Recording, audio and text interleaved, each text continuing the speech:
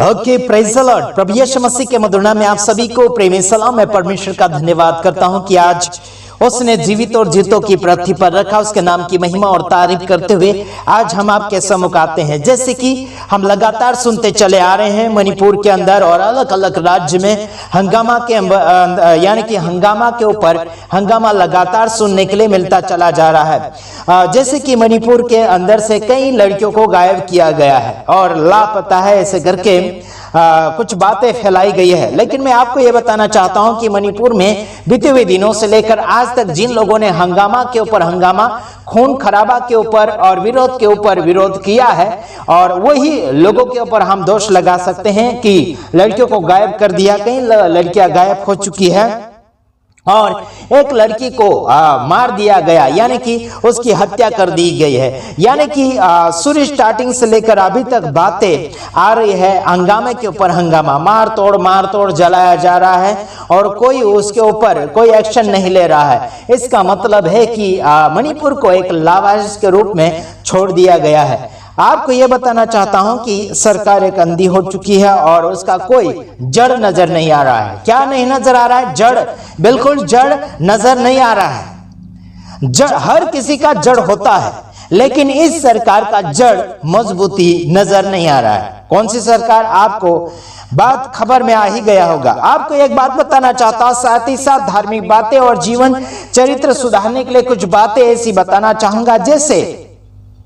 जैसे कि जितना झाड़ मजबूत बनाना है, झाड़ को ऊपर नीति ऊपर से मजबूत बनाना है, तो अंदरूनी भी उसकी मजबूती चाहिए। क्या मजबूती चाहिए? उसके जड़ गहराई में होना चाहिए, उसके जड़ मजबूती को पकड़ लेना चाहिए। जितना झाड़ ऊपर जाता है उतना गहराई में भी जड़ होना चाहिए। काहे के? उसके जड़ मजबूत होना चाहिए। कोई पथरीली के ऊपर नहीं, कोई चट्टान के ऊपर नहीं, बल्कि मजबूत मिट्टी के अंदर, गहरे मिट्टी के अंदर जड़ मजबूत होना चाहिए। तब जाके वो झाड़ ऊपर की ओर मजबूताई पकड़ेगा और अच्छे फल दे पाएगा। साथ ही साथ आपको उसी प्रकार से एक और बात बताना चाहता हूं, संसारिक जीवन में हो जाए या फिर आत्मिक जीवन में हो जाए, जड़ वैसे ही पकड़ना चाहिए जैसे ऊपर की ओर मजबूती बनाना है तो नीचे फाउंडेशन भी मजबूती होना चाहिए। चाहे झाड़ को बढ़ाओ या जीवन को बढ़ाओ या बिल्डिंग को बढ़ाओ, मजबूती होना चाहिए नीचे वाले भाग में। समझ आ रहे कि नहीं आ रहा है? आपको एक और बात बताना चाहता हूं, साथ ही साथ कुछ बातें आपके सामने पढ़कर समझाना चाहता हूं। जो बुद्धि को ग्रहण करता है, काय को? जो बुद्धि को ग्रहण करता है वह क्या करता है? देख, जो बुद्धि को ग्रहण कर लेते हैं उनके लिए वह जीवन का वृक्ष बनता है। उसके लिए वो जीवन का वृक्ष मतलब जीवन का झाड़ बनता है। और आगे क्या बनता है? जीवन का वृक्ष बन जाता है और जो उसको पकड़े रहते हैं वह धन्य है। हालेलुया। बुद्धि को पकड़े रहेगा, बुद्धि को मानेगा, तो वो जीवन का एक झाड़ बन जाएगा और उसको अगर वो पकड़ के रखेगा तो वो क्या है? धन्य व्यक्ति है।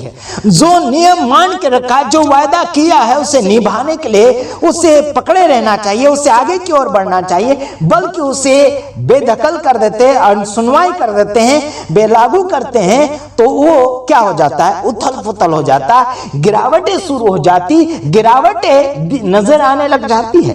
लोग उसके ऊपर छाछी यानी कि थू थू करने लग जाते हैं। आज मैं आपको बताना चाहता हूं कि मोदी के ऊपर इतने लोग थूक रहे हैं कि पूछो मत, गिनती गिनने नहीं आ रहे, इतना उसके ऊपर थूका था कि चल रही है। आपको एक और बात बताना चाहता हूं, मैं एक मानव सेवक हूं और सबका भला, सबका विकास चाहता हूं और सबकी जिंदगी परमेश्वर के लायक या फिर लोगों के लायक होना चाहिए। आपके पड़ोसी आपको सैल्यूट करना चाहिए, आपके पड़ोसी आपका आदर सम्मान करना चाहिए। क्यों?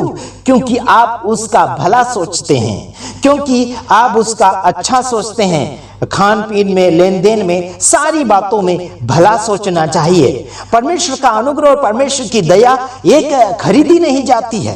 उसकी दया और उसके प्यार को कीमत से मोल नहीं लिया जा सकता। उसको मानने के लिए या फिर उसके फॉलोअर बढ़ाने के लिए किसी को कीमत देने की आवश्यकता नहीं पड़ती है।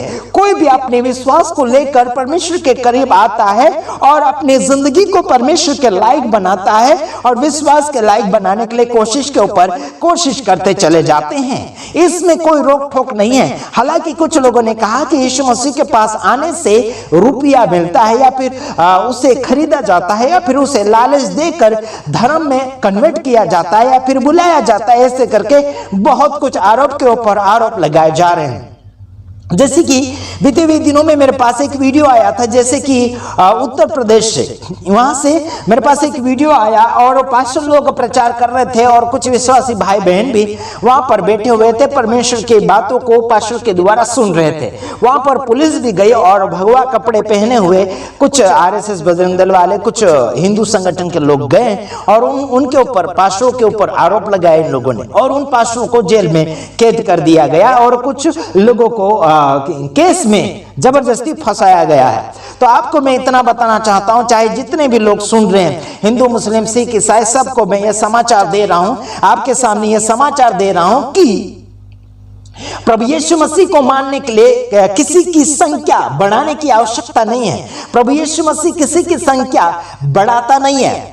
बस लोग अपनी मन की इच्छा लेकर आते हैं, दुख को लेकर आते हैं, समस्या को लेकर आते हैं, अपने जीवन की घटना घटित बातों को लेकर आते हैं। प्रभु यीशु मसीह के पास आकर वो उनको एक छुटकारा मिलता है, आजादी मिलती है, उन प्रॉब्लमों से, उन समस्याओं से आजादी मिलती, छुटकारा मिलता है। इसकी वजह से प्रभु यीशु मसीह के नाम में संख्या के ऊपर संख्या बढ़ती चली जा रही है। हजारों, लाखों, करोड़ों की संख्या में प्रभु यीशु मसीह के फॉलोअर बन चुके हैं।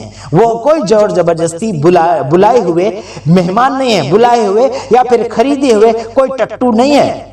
समझ में आ रहा है कि नहीं? कोई खरीदे हुए या फिर मजदूर लगाए हुए बिल्कुल नहीं है। ये तो अपनी मर्जी से आते हैं, अपनी मर्जी से जाते हैं, बस उनकी मर्जी से आते जाते हैं। प्रभु यीशु मसीह के फॉलोअर बढ़ते चले जाएंगे, चाहे कितने भी आप मारो तोड़ो, है ना। कोई मारने से प्रभु यीशु मसीह का काम रुक नहीं जाएगा। आप किसी के चर्च तोड़ने से, किसी के धर्म स्थान तोड़ने से आपके इस शक्ति को देखकर प्रभु यीशु मसीह का काम रुक नहीं जाएगा। प्रभु यीशु मसीह सर्वशक्तिमान परमेश्वर है। प्रभु यीशु मसीह जमीन और आसमान का अधिकार रखता है, उसको कब हिलाना, कब गिराना, कब क्या करना, कब बनाना। मेरे भाइयों बहनों, परमेश्वर के खिलाफ में उठने के लिए किसी की ताकत आज तक अमर नहीं रही और जितने परमेश्वर के खिलाफ में उठे वो सब बैठ गए, हाथ के ऊपर हाथ धर कर बैठे हुए। उनके खिलाफ में चाहे कितना भी किया, मसीह लोगों के खिलाफ में कितना भी आरोप लगाए, कितना भी मार तोड़ किया, कितने पास्टरों को गोलियों से उड़ा दिया, कितनों को बेघर कर दिया, कितनों को जला दिया है, कितनों को मार तोड़ किया गया, कितनों को बेइज्जत किया गया, फिर भी आज तक प्रभु यीशु मसीह का काम रुका नहीं। एक मरेंगे तो 100 खड़े हो जाएंगे। मेरे प्रभु यीशु मसीह के कार्य को कोई रोक नहीं सकता। हालांकि एक बात बताना चाहता हूं, मैं सबके लिए बोलता हूं, सबका भला, सबका विकास करना चाहता हूं, इसलिए आपको यह बताना चाहता हूं कि किसी भी धर्म का स्वर्ग नरक अलग अलग नहीं है। सबको मरना है, एक दिन परमेश्वर के सामने लाइन में खड़ा हो जाना है और सबका न्याय होना है। और किसी का जोर जबरदस्ती तेरा मेरा धर्म का पंथ या फिर संख्या बढ़ाने से किसी को डोनेशन में स्वर्ग या फिर नरक नहीं मिलेगा। आपको यह बताना चाहता हूं, किसी को बख्शा नहीं जाएगा। स्वर्ग में जब न्याय होगा तब किसी को बख्शा नहीं जाएगा, यानी कि किसी को माफ नहीं किया जाएगा। जैसा काम किया वैसी सजा मिलेगी, वैसा फल मिलेगा, वैसा उसे जगह मिलेगी। हालांकि एक और बात आपको यह बताना चाहता हूं कि धर्म परिवर्तन के आरोप में जितने भी आरोप लगा रहे हैं वो सरासर झूठ है। किसी के पास भी ठोस सबूत नहीं मिलने के कारण लोग हताश होते चले जा रहे हैं, हार जा रहे हैं। हारना ही पड़ेगा इन लोगों को। मैं एक और बात बताता हूं कि एक लड़की को मार दिया गया, बेरहमी से मार दिया गया, उसको जंगल में ले जाकर हाथ बांधकर उसे मार दिया गया, पत्थरों से ठोक ठाक के, और कुछ लड़कियों को गायब कर दिया गया। ये क्या है? ये दलाली है, ये व्यापारी है, ये गुंडागर्दी है, ये बस गैर कानूनी है, ये आतंकवाद लोगों का काम है। और भारत देश में आतंकवादी फैला रहे हैं और फैलाने का काम उस सरकार का है जो आज लोग उसके ऊपर थूक रहे हैं। समझ में आ रहा कि नहीं आ रहा है? राहुल तो उन लोगों के मन में जगह बना लिया, उसका काम वैसा था। कैसा काम था? उसका काम अच्छा था, इसीलिए लोग उसे अपने मन में रखे हैं। साथ ही साथ जो परमेश्वर अच्छा काम करेगा उसको प्रभु मानकर लोग अपने मन में लेकर चलेंगे। और अरे लोग तो ऊपर से मार सकेंगे यार, शरीर को मारेंगे, खून निकाल देंगे, लेकिन परमेश्वर तो मन के अंदर रहता है। परमेश्वर मन के अंदर रहता तो मेरे कहने का मतलब है मन बदलो ना यारो। अगर लोगों को अपने साथ में फॉलोअर बनाना चाहते हैं या फिर अपने धर्म में जैसे जैसे आप कन्वर्ट करना चाहते हैं, तो आपको इतना बताना चाहता हूं, जितने भी हिंदू मेरे भाई बहन सुन रहे हैं, तो मनुष्य के मनों को जीतो, उनके मनों को बदलो, उनके विचारों, उनके विश्वासों को बदलो, तब जाके लोग सच्चाई में आते हैं, है ना। यीशु मसीह का प्रचार करने से लोगों का मन बदलता है। हालांकि किसी का धर्म हम बदलने के लिए कोशिश करते नहीं, और प्रभु यीशु मसीह का काम ये है भी नहीं, है ना, किसी के धर्म में से लाना चुराना, ये चोर चपटी का काम प्रभु का नहीं है ना। अपनी मर्जी से लोग आते तो प्रभु रोकता भी नहीं है, आओ तो धन्यवाद, जाओ तो धन्यवाद, किसी को रोक ठोक नहीं है। हालांकि आपको एक और बात बताना चाहता हूं, भजन संहिता उसका 1 अध्याय उसका 1 वचन, चलो हम देख लेते हैं, चलो देखते हैं। क्या ही धन्य है वह पुरुष जो दुष्टों की युक्ति पर नहीं चलता। क्या सिखाया जा रहा है यहां पर? क्या ही धन्य पुरुष, यानी कि क्या ही अच्छा मनुष्य वो है कि दुष्टों की योजना, दुष्टों के विचारे, दुष्टों की बातें बनाई हुई के ऊपर नहीं चलता। हम नहीं चलते, बिल्कुल नहीं चलते। प्रभु यीशु मसीह ने सही योजना बनाई। प्रभु यीशु मसीह ने मार तोड़, गुंडागर्दी, ये जलाना वलाना, मारना तोड़ना, लूट पाट नहीं सिखाया। मेरे भाइयों बहनों समझ लीजिए, ज्यादा से ज्यादा कौन से धर्म के लोग मार ठोक करने वाले, चोरी चपाटी, व्यभिचार, पाप, गंदगी, लूट पाट, डकैती, कौन से धर्म के लोग ज्यादा कर रहे हैं? छानबीन करो, छानबीन करो ना। चोर डकैत करने वाले कौन से धर्म के ज्यादातर? खराब वीडियो बनाने वाले, खराब वीडियो देखने वाले कौन से धर्म के ज्यादातर लोग हैं? सोचो और छानबीन करो, कौन से धर्म के लोग हैं ज्यादातर? आप ही छानबीन करो, मैं बता देता हूं, मैं छानबीन कर मैं बताता हूं, उसका जजिंग मैं करके बताता हूं। सबसे ज्यादा हिंदू धर्म के लोग गलत करते हैं, मूर्ति बना रहे। परमेश्वर ने नहीं बोला, कौन से भी परमेश्वर ने नहीं बोला मूर्ति बनाओ, कौन से भी परमेश्वर ने नहीं बोला कि तुम झगड़ा करो, कोई भी परमेश्वर ने नहीं बोला कि तुम पाप करो, कौन से भी परमेश्वर ने नहीं बोला कि तुम चोरी करो, खून करो, डकैती करो, कौन से भी ईश्वर ने नहीं बोला। तो फिर इनके अंदर ऐसे कारनामे नजर आ रहे हैं, तो इसका मतलब क्या है? इनका बाप और इनका गुरु बन चुका है शैतान, राक्षस। और क्या बताएंगे इनके विषय में, और क्या बताएंगे? बताने के लिए बहुत कुछ बातें हैं। आपको एक बताना चाहता हूं, यहां दाऊद राजा की ओर से आपको और मुझे सलाह मिल रही है। चलो, क्या ही धन्य है वह पुरुष जो दुष्टों की युक्ति पर नहीं चलता। यही तो हम छुड़ाते लोगों को, दुष्टों की युक्ति छोड़ दो, झूठा छोड़ दो, खराब छोड़ दो, बुरी संगति छोड़ दो, गंदगी छोड़ दो। यही तो हम सिखाते हैं। कोई धर्म की यानी कि कोई धर्म परिवर्तन की बात यहाँ पर नहीं आती। और यहाँ एक और बात, दुष्टों की युक्ति उसके पीछे नहीं चलना बोला तो नहीं चलना, खराब के पीछे हम क्यों चलेंगे?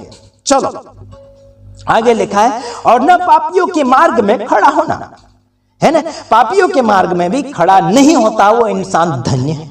यहां लिखा, और न पापियों के मार्ग में खड़ा होता और न ठट्टा करने वालों की मंडली में बैठता है। देखो क्या लिखा गया, अरे जो ठट्टा करने वाले के टीम में बैठता भी नहीं है, उनकी मंडली मीटिंग में भी नहीं बैठता, वो इंसान धन्य है। आजकल तो चुगलखोर के ऊपर चुगलखोर, यार पास में नहीं जा पाएंगे तो व्हाट्सएप के ऊपर बता देंगे, या फिर फोन के द्वारा बता देंगे, मैसेज के द्वारा बता देंगे। कैसे न कैसे चुगली के ऊपर चुगली फैलाई जा रही है।